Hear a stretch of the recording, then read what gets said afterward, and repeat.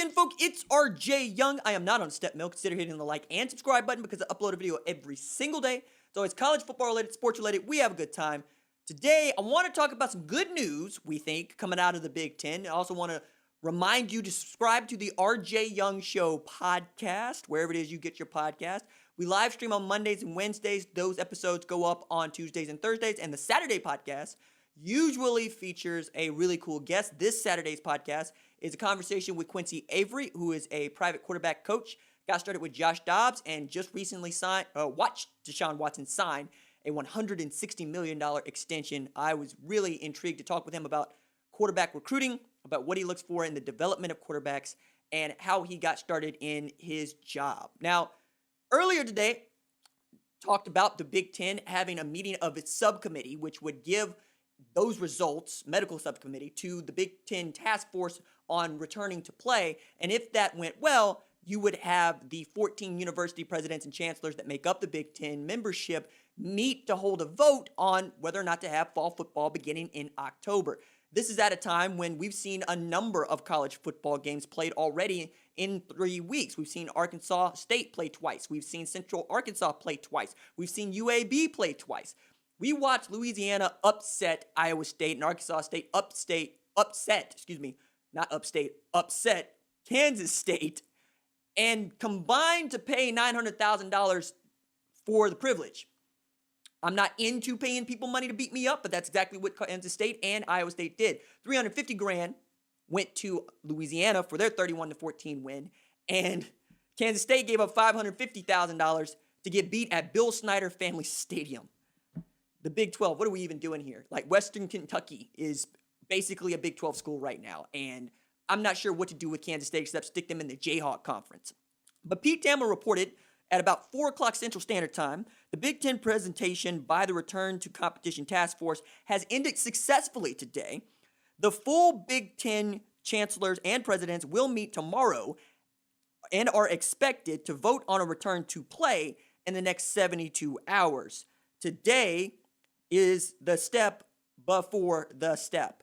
So in the next 3 days, we should find out whether or not, perhaps once and for all, if the Big Ten plans to play college football in the fall. We know that Ohio State wants to play football, and they have done a remarkable job of actually keeping their roster intact throughout all of this uncertainty, and with a decision of 11-3 saying that they're not going to play football. Only Wyatt Davis has chosen to opt out because, that's a guy that's getting a first-round draft grade at guard, and, I don't actually expect any of these players to stick around and play, especially if they know that they don't really have hope of playing college football in the fall.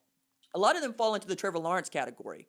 Dudes that absolutely just want to play their final year of college football, knowing that they can't make themselves look any better than they already do to NFL scouts. Like, Trevor Lawrence is a consensus number 1 overall pick according to many mock drafts, and he's still willing to go out there, play, and risk it against the likes of Wake Forest in about 2 hours' time from when you are watching this segment. I think Justin Fields also fits into this category because this is a guy that could have opted out at any time and has been at Columbus going through their practices and going through all 12 hours that Ryan Day can have them. This is also at a time when if you're playing college football, you get 20 hours a week to work with your kids, so you're at an 8-hour disadvantage in the Big Ten and the Pac-12. The Pac-12, for its part, is not planning to play fall football at all. They had thought about perhaps getting started around Thanksgiving, but January looks like the start date for them to try to play. But you've already had P.N.A. Sewell and others opt out of playing in the spring because they're going to be up for the NFL draft in April. As for the higher and upper echelon coaches in the Big Ten, Ryan Day, James Franklin went on College Game Day earlier today to speak at length about what they want out of the Big Ten. They understand that it is unsafe or not as safe as it has been in the past to play college football, when the real magic trick pulled off by big-time college football is to convince us all that football's safe to play. It's not. Head injuries, shoulder injuries, joint injuries, long-term damage. It's all been a part of the game. And with this virus and its uncertainty, the one thing that I would underscore is a blown ACL happens to you. The virus can infect everybody, and we can see people die from it. The likelihood is very small in that matter, but people do get sick, and we don't want people to get sick if they can prevent them from being sick. That said, I understand that we live in a capitalistic society where the money has to turn over, and we're not built for the money to shut off And so many people's jobs depend on playing big-time college football on television. So many universities and athletic programs have already asked their staff members to either take a pay cut or go on furlough at a time when nobody wants to take a pay cut or go on furlough. I found it remarkable that Oklahoma State asked their coaches if they would take a pay cut, and 9 of them, many of the high six-figure assistant coaches for Oklahoma State, decided, no, I'm not taking a pay cut. They include guys like Jim Knowles, Casey Dunn, and others in their athletic department. I didn't see Mike Boynton's name there, so that tells me a lot.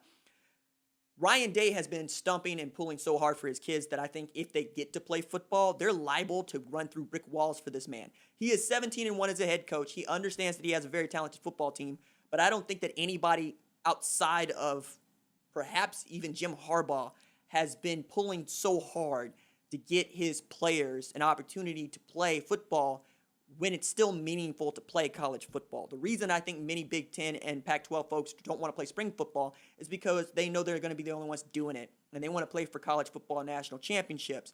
They want to play against the best. They want to play against the SEC, what's left of the Big 12 carcass that it is, what's left of the ACC, Clemson plus parts, right? I get it. And I understand that for guys like Jonathan Cooper and Baron Browning, they need to play this year. Haskell Garrett needs to play this year because they're not shoo-ins to get drafted in the first round or even the second round. They got to put down some really great tape against some really great opponents, and you would be able to play against the likes of Michigan, Penn State, Minnesota, Wisconsin, and on it goes, Nebraska, Iowa, and get that opportunity to vault into the first round. So we will see what the chancellors and presidents have to say when it is time to vote. But I need to remind you, everything that's been reported points to 8 teams wanting to play football and 6 choosing not to. According to Big Ten bylaws, you have to have 60% of the membership vote for a measure to pass, which means you need 9 of the 14 chancellors and presidents in the Big Ten to vote to play fall football, which means you got to sway 1 vote among Northwestern, Illinois, Purdue, Indiana, and on it goes, right? I mean, Rutgers is digging their heels in, which I never thought would be that big a deal, but apparently it is. And now that where everybody's feeling the crunch of this and the financial ramifications are becoming real, we might actually see an about face. I don't think that we will, but I'll be here if they do it, keeping you abreast on what's going on with that, because we cover breaking news on the show, especially when we're not doing the live shows, and it's Saturday, so I'm going to be talking college football today, college football tomorrow, the next day. You can catch me on ESPN Radio, on the TuneIn app, wherever it is that you listen to ESPN Radio, following the Lakers and Rockets game, talking what happened in the world of college football and Lakers, Rockets, and getting you ready for the NFL weekend. Yes, you're going to get a lot more NFL content on this channel. All right, that is it for me. Deuces.